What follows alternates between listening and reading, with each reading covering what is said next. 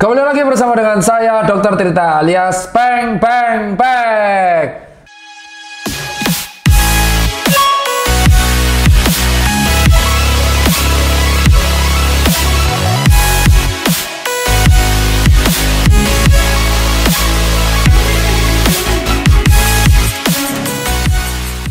Pada kesempatannya berbahagia kali ini, ya bahagialah, setiap hari kita harus bersyukur karena hari ini harus lebih baik dari kemarin. Amin. Dan besok harus lebih baik dari hari ini. Amin.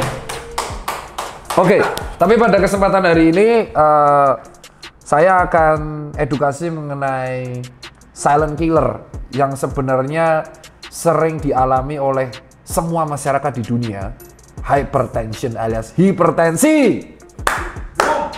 Tapi sebelum kita melangkah jauh lebih ke penyakit yang namanya hipertensi, serba-serbinya mengenai hipertensi, aku mau nerangin sesuatu buat kalian semua. Udah tahu belum bahwa BNI Mobile Banking itu aplikasinya mantap jiwa? Asal kalian tahu, BNI Mobile Banking itu aplikasinya unik. BNI Mobile Banking itu loginnya aja gampang banget. Ya kan, kalau aplikasi digital banking yang lain itu harus pakai PIN dan kawan-kawan. BNI Mobile Banking sudah pakai face recognition. Wiset. Udah gitu, profilnya bisa diganti-ganti bosku. Aku pakai profil anakku sendiri. Nah, dalam satu akun mobile banking itu bisa banyak rekening. Ini ada rekeningnya Susan Care sama rekeningku pribadi. Jadi siapa bilang bahwa BNI Mobile Banking hanya bisa satu rekening? Enggak, bisa dua rekening. Selain itu bosku, dia juga bisa tarik tunai tanpa harus bawa kartu. Jadi cocok nih buat di era pandemi kayak gini untuk meminimalisir kontak. Wiset. Setelah itu kita juga bisa ada e-walletnya. Jadi kita bisa bayar banyak banget nih di sini, lihat. Tuh, bayar banyak banget, ada bisa kayak gini. Bahkan juga bisa kalau kita mau ngisi tap cash tuh yang buat masuk tol bisa langsung lewat sini. Terus kita juga bisa bayar banyak hal. Dari pajak bisa, TV berlangganan bisa, asuransi, tiket kereta, internet, buset, sampai BPJS bisa semua dari satu apps BNI Mobile Banking. Dan yang paling keren, BNI Mobile Banking juga bisa ngeset untuk live goal. Atur rencana liburanmu. Yoi bosku. Nah, yang paling keren lagi nih, BNI Mobile Banking juga bisa membuat rekening dari sini. Jadi kita buat rekening di sini, terus nanti ya udah tinggal ngambil buku tabung aja langsung dikirim, atau kita bisa ngambil di bank terdekat. Jadi nggak perlu ribet-ribet lagi. Dan selain itu, nih bisa ngisi pulsa juga. Nah, jadi tunggu apa lagi ya? Untuk soal bank, kita harusnya tuh jangan pakai yang viral-viral doang. BNI Mobile Banking sudah 75 tahun melayani di Indonesia. So, movement BNI Mobile Banking. Nah, kita kembali ke inti. Thank you ya. Kalau nggak kayak gitu nggak jalan ini. Iya, karena tim saya butuh makan. Oke. Mantap. Oke, merdeka. Jadi pada kali ini aku membawa laptop. Ini adalah laptop legendarisku. Oh, bosku. Merdeka. Sat. Jadi kita di sini asal buat teman-teman semua tahu ya kan. Di kesempatan kali ini tuh aku mengenalkan laptopku. Laptop ini menemani aku dari zaman kuliah, dari zaman koas sampai zaman internship, sampai akhirnya aku menjadi dokter. Dan ini jurnal semua lengkap ada di sini. Sampai materi slide kuliah pun ada di sini. Nah, sebelum mengarah ke hypertension, aku akan ngeliatin kalian ini sesuatu. Jadi ini masih video 7. Ini skripsiku yang aku terangin. Ini aku jelasin mengenai efek pemberian kopi instan robusta terhadap toleransi saraf simpatis pada laki-laki dewasa. Skripsi aku kelarin di semester 6. Dan buat kawan-kawan sekalian, biar tahu juga, ya kan, biar tahu juga nih. S1 berapa tahun? S1 saya 3,5 tahun. Ya kan, di sini juga ada fotoku. Aku seneng buka laptop ini tuh kayak mengenang. Wah anjir, ternyata udah lama banget ya, gitu. Ini adalah ketika aku lulus UGM. Lihat dong. Cum laude. Paham? No wax.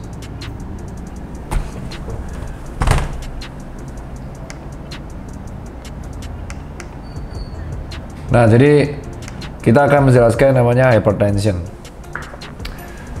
Kita akan masuk yang pertama dulu. Jadi dilansir dari website WHO, sengaja aku kasih tahu biar kalian juga ikut belajar. Dan aku juga berpatokan dari jurnal AHA, American Heart Association, itu jurnal. Di sini dikatakan, bentar ya, bahwa hipertensi itu diderita oleh hampir 1,13 miliar masyarakat di muka bumi ini. Dan asal kalian tahu bahwa hipertensi itu silent killer, bosku. Jadi hipertensi itu terbagi menjadi step. Ya, kita tekanan darah dulu. Jadi tekanan darah normal itu adalah 120/80. Sistolik itu 120, diastolik itu 80-nya. Ya. Nah, untuk sistolik itu adalah tekanan pembuluh darah ketika jantung itu berdetak. 80 adalah diastolik, tekanan darah di antara jantung ketika istirahat. Jadi di antara jantung itu berdetak dan menunggu aliran darah masuk ke dalam darah.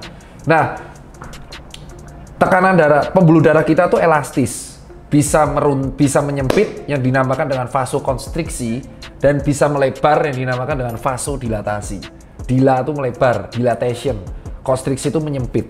Nah, pembuluh darah kita tuh elastis. Entah gimana caranya Allah SWT tuh bisa menciptakan suatu hal yang dimana elastis. Anda tahu selang ya, gambarannya selang. Selang ketika kita menyiram tanaman, kalau biasa aja kan kayak nyur gitu kan. Tapi bayangin ketika selangnya kamu pencet, bis, ya kan? Itu jauh. Sama ketika Anda kebelet pipis. Kalau pipisnya sambil ngaceng, itu langsung susah. Oh iya. Loh iya, pipis sambil ngaceng itu susah. Iya. Ya kan? Bener. Iya, Nahan pipis terlalu lama sampai ngaceng karena itu terjadi konstriksi di situ. Jadi mancurnya, wah, pernah kan kita ngerasa kayak, wah, pipisku paling jauh. Nah, seibarat kayak gitu. Jadi hukum fisika, semakin kecil permukaan, luas permukaan, semakin tinggi juga ketekanannya. Dan itu juga terjadi di tekanan darah kita. Nah, pembuluh darah kita itu bisa menyempit, hormonal itu. Ya kan, ada suatu enzim yang namanya angiotensin dan ACE, itu reaksi dengan ginjal, itu kuliah kedokteran. Saya kalau jelasin intinya nih, pokoknya pembuluh darah, jantung, dan ginjal itu sangat-sangat berhubungan. Ya, jadi kayak volume darah X gitu, ya harus dibuang di dalam ginjal X juga. Dan disaring, ada yang disaring, ada yang dibuang. Kalau ginjalnya bermasalah, otomatis yang dibuang terlalu banyak, sehingga daerah darah yang melebar, yang beredar terlalu banyak, tekanannya juga akan tinggi. Dan itu fisiologis banget, namanya homeostasis. Jadi emang fisiologisnya manusia itu luar biasa. Nah, pada suatu beberapa keadaan, pembuluh darah kita tuh bisa menyempit, nggak bisa balik. Contoh, satu, beberapa penyebab itu antara lain adalah usia lansia. Ini aku jujur harus baca. Kalau nggak baca, aku takut memberikan informasi yang salah. Usia lansia itu memang semakin tua usia kita, semakin pembuluh darah kita itu tidak elastis. Ini arteri aku bahas ya. Jadi usia di atas 65 tahun akan rentan mengalami hipertensi. Jadi jangan kaget kalau kakek nenek kita tuh tensi di atas 120-an semua. Kedua adalah konsumsi makanan yang tinggi natrium. Ingat, konsumsi natrium manusia tuh normalnya di atas 1,5-2 gram. Nah, kamu lihat tuh mie instan tuh nggak masalah, tapi kamu coba lihat bumbunya, di belakangnya kandungan natriumnya berapa. Nah, kenapa sih kok konsumsi garam berlebihan itu bisa meningkatkan tekanan darah? Jadi, natrium atau sodium itu tuh sifatnya adalah hidrofilik, menarik air. Lu bayangin lu makan garam kan langsung haus. Itu semakin banyak air yang diserap, otomatis semakin banyak darah yang beredar di dalam pembuluh darah kita. Otomatis tekanannya akan semakin ngebut. Jadi, rata-rata orang yang menderita tekanan darah tinggi, ciri khasnya apa? Kalau ngerasain makanan, selalu kurang asin. Selalu nambahin garam pengennya. Kalau orang normal, udah asin ini. Pernah nggak ibu kalian kurang asin? Loh, mah ini udah asin mah. Itu ciri khas reseptor asinnya itu berkurang karena pembuluh darahnya itu kompensasi. Karena dia tuh mengalami yang namanya kompensasi karena tekanan darah tinggi. Makanya rata-rata orang dengan gejala hipertensi itu dietnya diet rendah garam. Untuk asupan garam yang normal, kalian bisa cek di website Kemenkes. Ini jangan lupa nih, website Kemenkes asupannya ada. Cuman kalau nggak salah 1-2 sendok makan, nggak beda jauh sama gula juga. Nah, terus habis itu yang berikutnya ketiga adalah obesitas. Di dalam kondisi obesitas, itu kondisi tubuh kita sudah mengalami peradangan secara kronis. Nanti kita akan bahas di topik lain. Jadi orang yang dengan obesitas itu dia kondisinya tuh tubuhnya udah ada peradangan kronis. Karena apa? Karena ada timbunan kolesterol. Nah, kolesterol ini kalau terlalu banyak, nimbunnya di mana sih? Dia di pembuluh darah. Otomatis ada banyak, ada yang nimbun di pembuluh darah terus menyebabkan trombus. Jadi menyempit, ada sumbatan, otomatis jadi kencang pembuluh darahnya. Maka kalau pada orang dengan triglyceride tinggi atau dislipidemia atau LDL-nya tinggi, itu harus segera diatasi. Obat-obatnya ada golongan statin, ada golongan-golongan fibrat dan kawan-kawannya.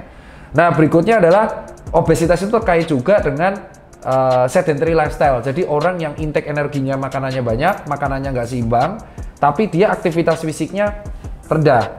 Jadi hipertensi ini berteman baik dengan penyakit jantung, penyakit ginjal, dan diabetes mellitus. Dan hipertensi ini genetik. Juga sebagian besar genetik, sebagian kecil.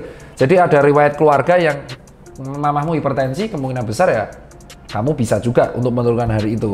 Kurang asupan buah dan sayuran, jelas karena buah itu mengandung antioksidan, terutama vitamin C yang bisa memperlancar peredaran darah. Itulah pentingnya antioksidan, tapi sayangnya tubuh kita juga ada batasnya. Vitamin C maksimal di dalam tubuh yang bisa ditolerir adalah 1-2 gram. Habis itu jelas jarang berolahraga. Jarang berolahraga itu mengakibatkan aktivitas fisik kita lemah dan mengakibatkan timbunan cadangan energi di perut, di pembuluh darah yang mengakibatkan menyempitnya pembuluh darah, terjadi trombus yang akhirnya menjadi tekanan darah yang tinggi. Dan akhirnya mengkonsumsi sesuai tahu nggak kenapa tadi aku mamerin skripsiku? Karena apa? Mengkonsumsi terlalu banyak kafein. Kafein itu normalnya adalah 2 kali espresso tiap hari sehari, itu masih normal. Tapi di atas itu mengkonsumsi kafein terlalu banyak, di mana kafein itu menyebabkan aktivasi sarasimpatis. Aktivasi sarasimpatis adalah fight and flight, yang artinya adalah meningkatkan tekanan darah. Jadi semakin banyak kamu ngopi, semakin banyak kamu juga bisa meningkatkan tekanan darahmu. Dan berikutnya adalah mengkonsumsi terlalu banyak rokok. Rokok itu nikotin meningkatkan saraf simpatis juga. Nah, bayangin kalau orang yang rokok sudah gitu jarang olahraga dicampur sama kafein, deadly bro. Aduh. Saya nggak nyindir editor saya sih. Saya udah nyiapin batu nisan di San Diego. Nyindir, Pak. Oh, jadi kafein itu, kopi itu sebenarnya sehat kalau diminumnya tuh jujur 2 espresso tiap hari. Tapi kandungan robusta dan arabica aku nggak tahu, karena yang tak teliti cuma robusta. Kopi robusta tuh 2 espresso masih aman. Nah, kopi instan tuh 3-4 gelas per hari masih aman. Tapi kalau misalkan dia berlebih akan menyebabkan toleransi. Jadi sarasimpatisnya toleransi. Oh, ternyata segini doang nih. Akhirnya dia naik tensinya. Berikutnya adalah rokok. Rokok itu jujur tembakonya dan nikotinnya sama tarnya itu luar biasa dan menyebabkan namanya trombus. Dia berteman baik dengan trombus dan menyebabkan kakunya pembuluh darah. Akhirnya pembuluh darah yang harusnya elastis menjadi kaku. Akibatnya apa? Tensinya tinggi. Dan terakhir adalah alkohol. Alkohol itu meningkatkan tekanan darah. Kalau berlebihan terjadi intoksikasi dan mengganggu kinerja hati. Jadi di hati itu ada yang namanya vena porta hepatica. Buset. Di hati itu pembuluh darahnya banyak. Otomatis kalau alkohol dia akan disaring oleh hati. Kerja hati menambah dan bisa terjadi sumbatan-sumbatan di situ dan akhirnya tekanan hati menjadi tinggi dan berimpak pada hipertensi. Dan alkohol juga bisa menyebabkan rentan ginjal. Nah, hipertensi atau tekanan darah yang tidak diurus dengan baik itu efeknya silent killer. Yang bunuh itu bukan hipertensinya. Yang bunuh adalah akibat dari hipertensi ini. Apa sih yang diakibatkan tekanan darah tinggi? Pembuluh darah kita tuh luas banget, bos. Ya, nanti saya kasih gambarnya nih, ada di sini. Pembuluh darah kita tuh luas banget. Dari gede namanya aorta sampai kecil-kecil pembuluh darah kapiler. Ya. Bayangin, sampai vena. Nah, sekarang kau bayangin jika di aorta aja tekanannya tinggi banget. Apalagi yang di kapiler, rentan pecah nggak? Yang paling kita takutkan dari hipertensi adalah tekanan darah tinggi ini akan membuat pecahnya pembuluh darah kapiler. Kalau pecahnya itu di kayak gini doang, ya mentok, hilang lah, amputasi lah sini. Tapi kalau gimana pecahnya di otak? Akan mengakibatkan sebuah penyakit dinamakan stroke hemorrhagic. Pecahnya pembuluh darah di otak, dan tiba-tiba aja orangnya nggak sadar, pelo, hilang. Dalam waktu kehilangan darah sejam. Hipertensi itu silent killer. Dia tidak menyebabkan death full langsung berat mati, tapi dia selalu mengajak penyakit yang lain. Pertama stroke hemorrhagic. Kita akan bahas di vlog berikutnya. Kedua adalah jantung. Ya, karena apa? tekanan darah yang terlalu tinggi akan membuat jantung tuh menjadi kompensasi. Apa kompensasinya? Jantung bagian bilik kiri. Jadi gini, kalau jantung memompa, otomatis kan tekanan darah di pembuluh darah, di aorta harus lebih rendah daripada jantung. Karena kan prinsip dari fisika, darah mengalir dari tekanan yang tinggi ke rendah. Otomatis kalau tekanan di darahnya ada 180, jantungnya harus 200. Otomatis untuk memompa itu, jantung harus membesar. Dan dia kompensasi dengan cara apa? Membesarkan otot jantungnya. Maka pada pasien hipertensi, rata-rata jantung bagian kiri, yaitu ventricle atau bilik kirinya itu membesar dan geser ke kiri. Dinamakan kardiomegali atau gagal jantung bagian kiri atau pergeseran jantung ke arah kiri. Otomatis kalau jantungnya membesar bagian kiri, terjadi apa? EKG-nya akan membesar dan otomatis kerjanya menjadi berat dan rentan cardiac arrest. Nah, otomatis kalau tekanan darah menjadi tinggi, yang akan mengakibatkan apa? Mengakibatkan ginjalnya juga mengeluarkan renin, mengeluarkan enzim-enzim agar semakin pipisnya dikeluarin. Maka orang yang hipertensi, pipisnya sering. Salah satu obat pengurangan tekanan darah, furosemid, itu juga mengeluarkan darah melalui pipis. Otomatis karena tekanan darah tinggi akan dikeluarkan lewat ginjal, kerja ginjal menjadi berat, sehingga kedepannya menjadi CKD atau chronic kidney disease, yang berakibat akhirnya kerja ginjal berat dan urin kreatin ini nggak bisa disaring. Dan akhirnya juga mengakibatkan tekanan darah pada paru menjadi tinggi, akhirnya menjadi hipertensi pulmonal. Jadi ada juga arteri dari paru, jantung tuh langsung ke paru, karena tekanan darah tinggi, jadi tinggi banget, akhirnya paru-paru menjadi udem juga. Lebih parah lagi, akan mengakibatkan, nah ini, tekanan darah kan tadi bilang kolesterol, sumbatan-sumbatan, itu menjadi stroke iskemik, jadi penyumbatan pembuluh darah di otak. Penyakit jantung koroner. Hipertensi itu silent killer. Nah, sekarang kita akan bahas ya. Hipertensi itu secara umum dibagi menjadi dua, primer dan sekunder. Hipertensi primer itu disebabkan oleh akumulasi tindakan seseorang selama bertahun-tahun, gaya hidup gak sehat. Sementara sekunder itu diakibatkan penyakit lain, contoh kolesterol tinggi, penyakit jantung koroner, gagal ginjal, itu hipertensi. Nah, hipertensi itu dibedakan stepnya menjadi 3 berdasarkan tekanan darahnya. Yang pertama adalah tekanan darah normal itu 120/80 mmHg. Ya, kita pakainya air raksa, bukan termometer digital. Kalau aku pakainya air raksa, termometer kok termometer, tensimeternya yang raksa, merkuri yang warnanya silver. Yang kedua adalah prahipertensi, itu sistoliknya 120/139, untuk diastoliknya 80/89. Ini masih bisa diubah dengan cara mengubah gaya hidup. Dan biasa pada anak muda. Nah, hipertensi tahap 1 ini mulai harus pakai obat 140/159 mmHg, itu sistolik. Dan diastoliknya 90/99 mmHg. Nah, hipertensi tahap 2 ini adalah tekanan sistoliknya di atas 160 mmHg. Diastoliknya di atas 100 mmHg. Dan lucunya, pada prahipertensi dan hipertensi stage 1, itu gejalanya nggak ada. Jadi, orang-orang tuh sadar hipertensinya tuh udah bergejala ketika udah masuk stage 2. Apa sih gejalanya? Keliengan, bos. Namanya hypertension headache. Jadi nyut-nyutan tuh kepala di sini tuh. Wah, cengeng dulu. Wah, duong-duong berdenyut. Nyeri berdenyut. Berdebar-debar, palpitasi, pipis sering. Wah, itu udah. Apalagi orang yang hobi marah-marah. Kayak saya. Ketika saya ngegas, itu tensi saya 140-an.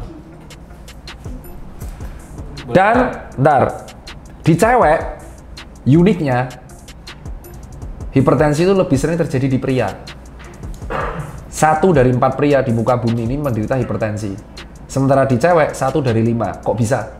Karena cewek punya satu hormon dewa, estrogen. Estrogen itu hormon yang kita sebut mencegah penuaan. Lebih merawat sel, peremajaan sel. Estrogen itu ngebuat peremajaan sel. Dan yang ada pada cewek. Tetek. Ya, salah satunya, estrogen itu ada pada cewek. Tapi ketika cewek itu menopause, berhenti untuk menstruasi, estrogen itu nggak ada. Makanya ketika tiba-tiba menopause, cewek itu langsung osteoartritis, pengapuran tulang, tensi langsung naik. Jadi kalau teman-teman tahu, itulah alasan kenapa memang ya kita nggak doain yang meninggal rata-rata cowoknya dulu, nggak masalah. Karena memang cewek ini ada estrogen. Sekarang pertanyaan adalah, dok, cara mencegahnya gimana? Ini saya lansir dari langsung WHO. Ya, ingat, gejala baru muncul di step 2. Ini sekarang langsung di WHO, saya bacain semua. Langsung dicek di sini ya. Yang pertama adalah mengurangi intake garam kurang dari 5 gram per hari. Rutin memakan buah-buahan dan sayur. Jadi bukan suplemen vitamin, salah itu. Buah dan sayur. Karena vitamin juga terkandung di buah dan sayur. Karena ada antioksidan. Antioksidan ini penting. Mencegah makan makanan yang berlemak kayak jeroan. Fatty, karena akan membuat perlemakan hati dan membuat timbunan lemak-lemak yang membuat pembuluh darah menjadi sempit. Rokok. Karena kita tahu bahwa hipertensi itu sulit diketahui gejalanya sebelum mencapai stage 2. Maka buat teman-teman disarankan yang udah di usia 30 tahun ke atas, itu check up paling nggak setahun sekali di puskesmas terdekat. Paling nggak cek tensi. Jika Anda tensi udah mencapai di atas 120 atau 130, di 2 kali ngecek. Jadi cara diagnosanya adalah mengecek tensi di 2 kali, di 2 kesempatan berbeda. Jika dua-duanya di atas 120/80, jadi dia masih prahipertensi. Kalau dia di atas 140, udah mungkin stage 1, 160, stage 2. Nah, treatment pertamanya adalah tolong paling nggak aktivitas fisik 3 kali paling nggak seminggu dan hentikan penyebab-penyebab yang lainnya. Mungkin kamu akan ngerasa, aku rokok masih hidup, aku alkohol masih hidup. Ya, sekarang. Tapi nggak tahu kedepannya tensi yang lainnya akan menyebabkan gagal ginjal dan penyakit-penyakit yang lain. Nah, buat kalian yang pengen tahu, bisa tonton video ini yang aku share dari WHO.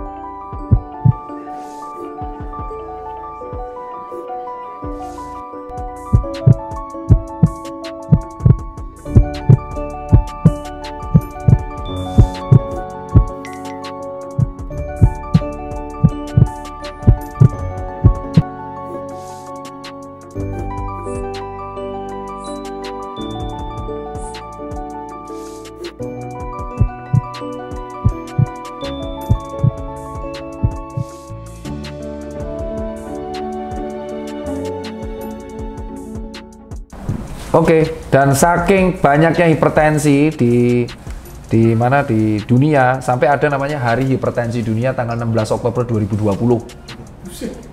Ada World Hypertension Day, kelar gak lu? Ada tuh.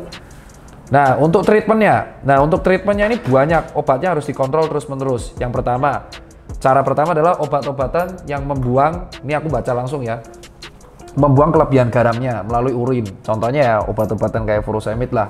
Makanya kalau orang hipertensi dikasih obat furosemid pas malam beser bro, pipis terus. Terus kedua, obat untuk vasodilatasi. Nah, ciri khas obat yang vasodilatasi ini keliengan kepalanya karena tiba-tiba kan membesar.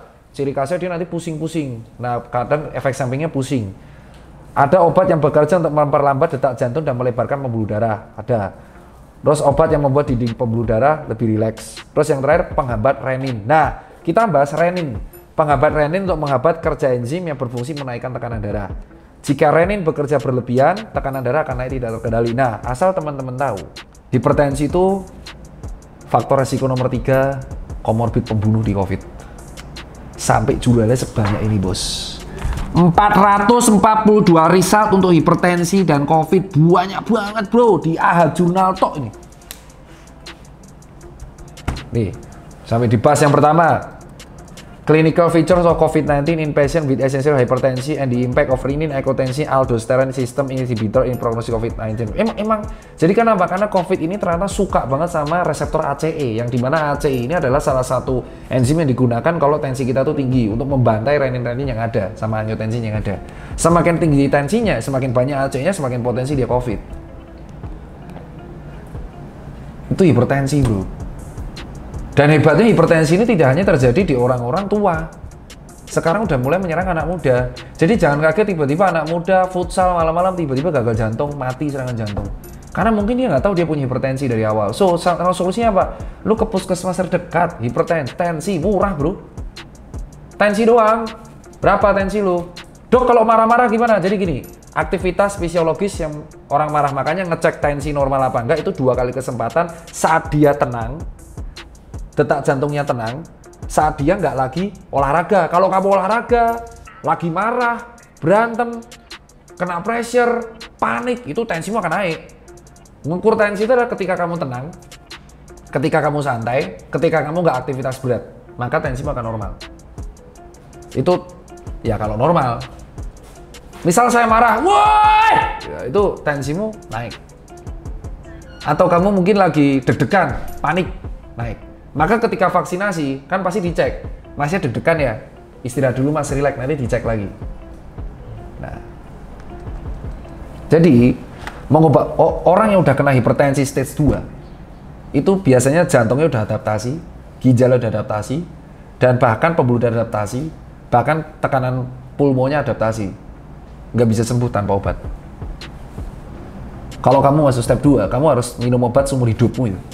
Telat minum obat, yang terjadi adalah bisa stroke, hemorrhagic. Dan yang terjadi sekarang ini adalah orang meremehkan hipertensi ini. Seolah-olah, santai bos, gue masih hidup. Nah ini pertanyaannya, apakah harus menunggu gejala supaya lu sadar bahwa ini silent killer? Solusinya gimana? Orang yang olahraga, diet rendah garam, dan rajin olahraga aja, akan lebih panjang hidupnya. Ya walaupun Allah yang menentukan segalanya, tapi memang Allah yang menakdirkan kita hidup kapan. Tapi kita sebagai manusia wajib menjaga karunia yang diberikan oleh Allah Subhanahu wa taala. Dengan cara apa? Menjaga kesehatan kita, makan sehat, tidak berlebihan, tidur cukup, olahraga rajin. Maka jangan kaget kalau teman-teman kita kaya raya, main laptop terus, begitu dicek tensinya tinggi. Buat apa lu nabung sampai 1 miliar, 2 miliar, tapi ujung-ujungnya uang lu habis untuk berobat. Tirulah warga desa, secukupnya hidup, umur bisa panjang, tapi hidup mereka sehat. That's it bro, hypertension.